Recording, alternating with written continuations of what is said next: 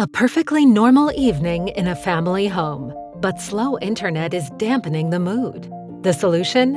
A fiber optic connection for fast internet. No sooner said than done. The municipal utilities have laid fiber optic right down to the basement. Ultra-fast internet is now available. But for full speed, a new network cable is needed from the basement to the router in the living room. However, laying network cables means a building site, dust and dirt, something the family would like to avoid at all costs. Fortunately, there is a solution.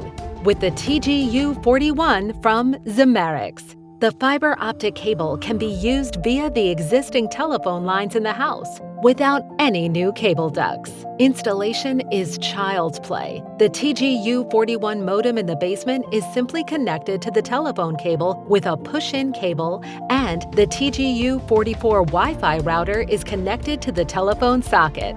Thanks to the new router, you can now enjoy ultra-fast and stable Wi-Fi.